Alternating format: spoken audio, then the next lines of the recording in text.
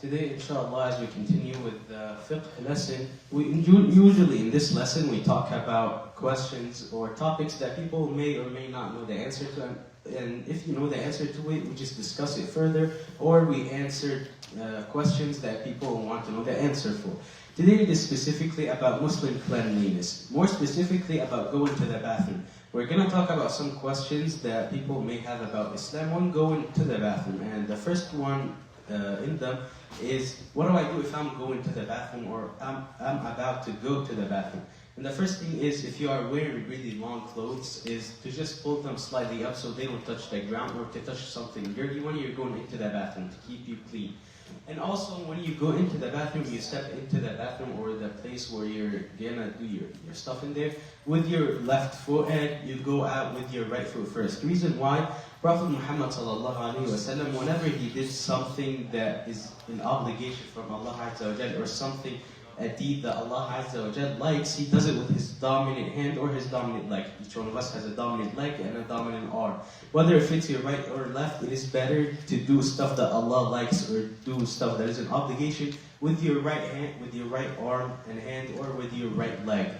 But going to the bathroom is not something really that is respected. It is a place that is unclean, so you go into there with your left leg and you go out with your right. Well, we just said that if you're wearing long clothes, you should pull them up when you're going into the bathroom so they don't touch the ground. But you don't pull them really up, like up to your knee, and you're not even anywhere near the bathroom. Something that I saw a lot when people are walking into this hallway, going to the bathroom, they start pulling up their thobe until you're about to see their knee. And this is something that you shouldn't do.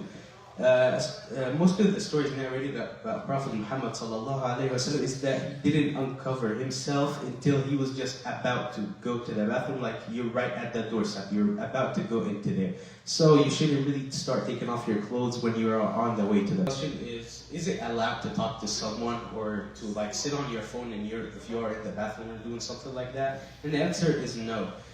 A story narrated about Prophet Muhammad ﷺ is that when he was going to the bathroom, nature's call, and someone passed by the place that he set up. He used to get a spear with him. He sets it on the ground and he surrounds himself with some curtains to cover up himself when he's doing it. So at that, you can see barely the top of his head. And when someone passed by, he recognized that it may be Prophet Muhammad, and he said, "Salaam alaikum," and he walked away because Prophet Muhammad ﷺ did not answer him.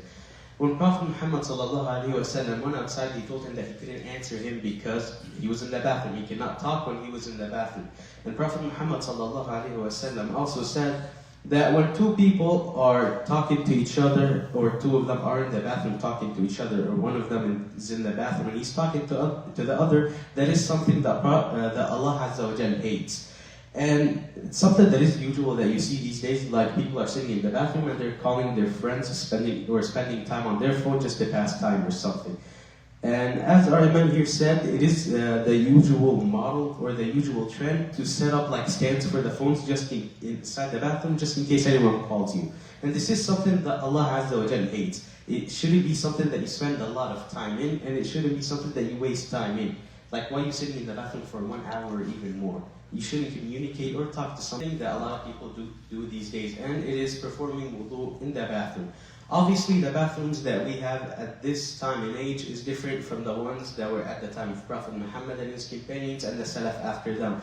Obviously, the place of the toilet now is different from the place of the sink. It is a different place that you poop in, so it is not considered an unclean space. And if you flush the toilet and you cover it, it is now not considered an unclean space. But now, okay, you're in a place that you just pooped in, you're in a bathroom, and a lot of scholars argue between the fact that saying Bismillah before wudu, is it an obligation or is it something that is encouraged? They argue about the fact that you are in a bathroom and you have to make wudu. Can you say Bismillah in the bathroom? Since this is an argument, they argue between whether it is encouraged or an obligation. You can take with the opinion that it is encouraged. You can do if you want, but the majority of them go for the fact that it is an obligation, but it is something that is discouraged to do any act of worship or to say anything related to Allah Azza wa Jal in the bathroom. And If you are in the bathroom and you can hear the adhan, the call for prayer, you should not repeat after the muadhin if you are in the bathroom and you heard it. If you heard someone sneeze outside the bathroom, you should not say, Yarhamukumullah. Coincidence. Yeah. But in this situation, something that is discouraged should be left out if there's an obligation that has to be done. So in this situation, you have to say Bismillah before doing wudu. You can say it in your mind if you want, since it is encouraged, or you can say it with a really low voice as respect for Allah.